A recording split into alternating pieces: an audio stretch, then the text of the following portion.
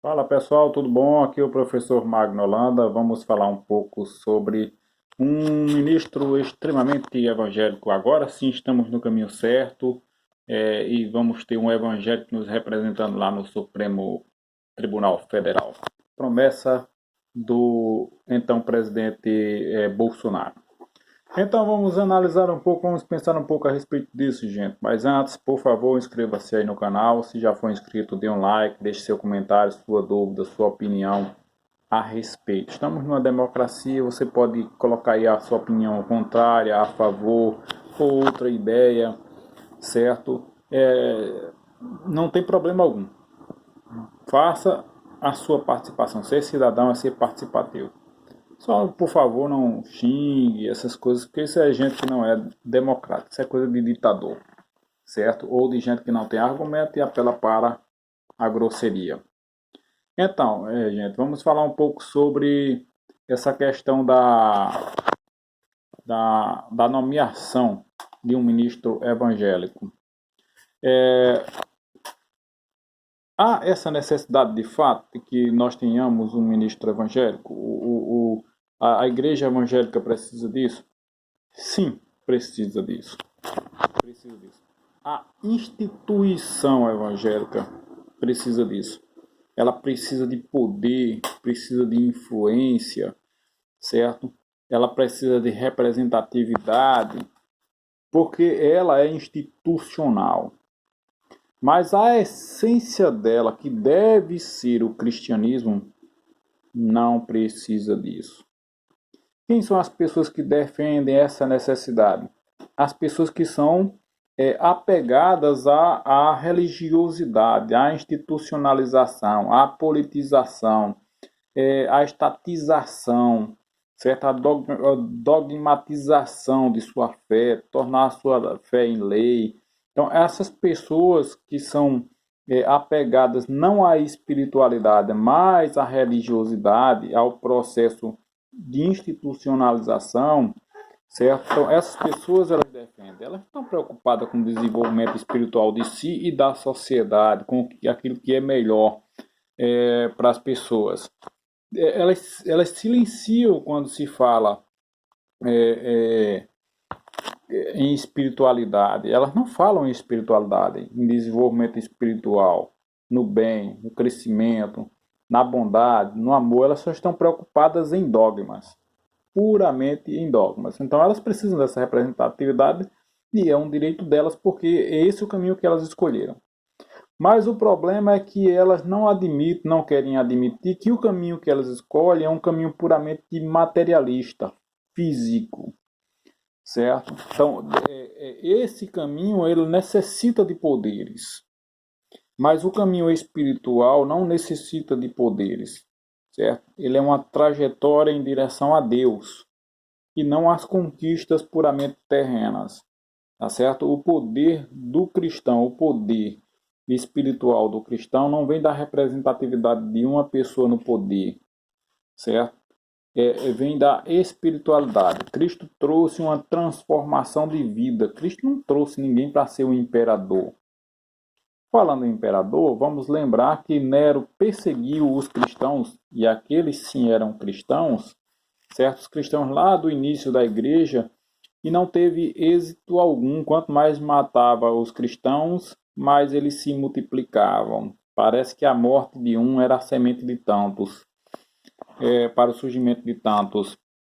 E dá-se a entender na história que parece que o imperador Constantino, lá 460, acho que 60 e pouco, depois de Cristo, entendeu que perseguindo os cristãos, ele não ia conseguir destruir o cristianismo. O que é que ele fez?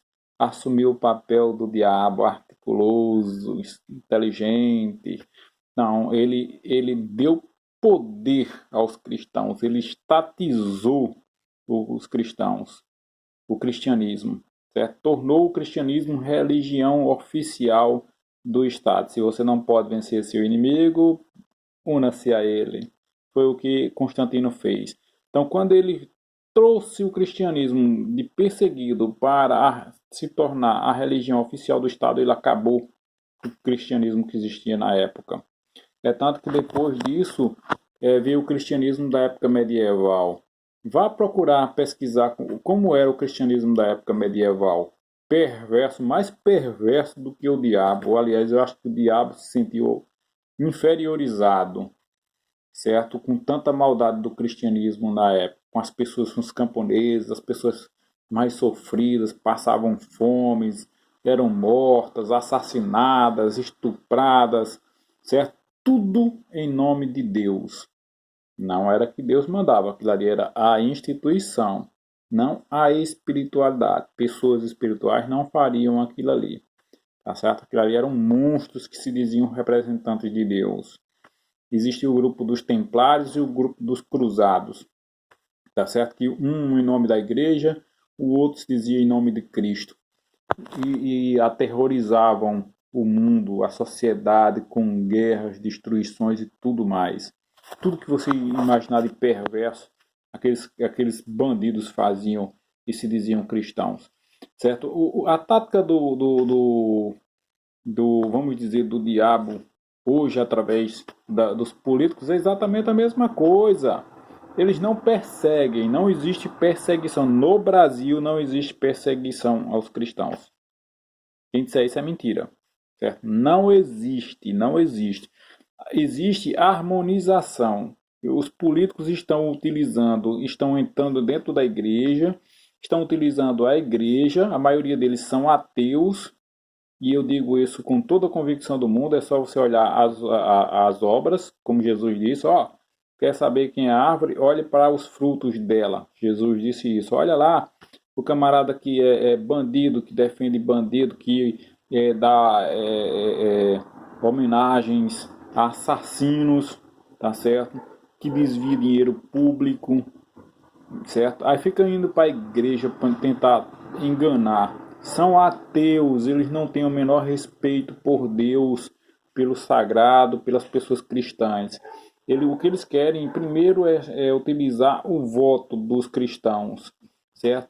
E ao mesmo tempo matar a espiritualidade destes, certo? Conservando apenas a instituição, certo? Conservando apenas o cristianismo como uma ligação, uma extensão do Estado, ou de um partido político, ou de uma ideia política.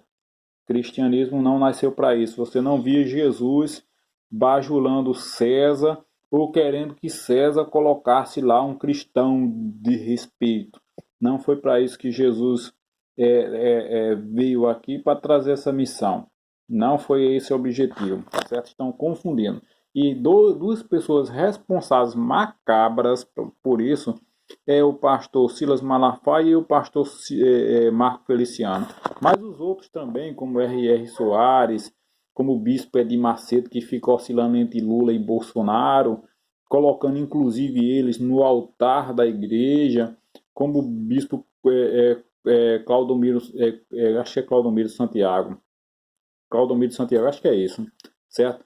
Todos eles colocando esses políticos nos altares, trocando o Messias por essas criaturas, o Messias Jesus, viu? Por essas criaturas aí. Faça isso não, gente.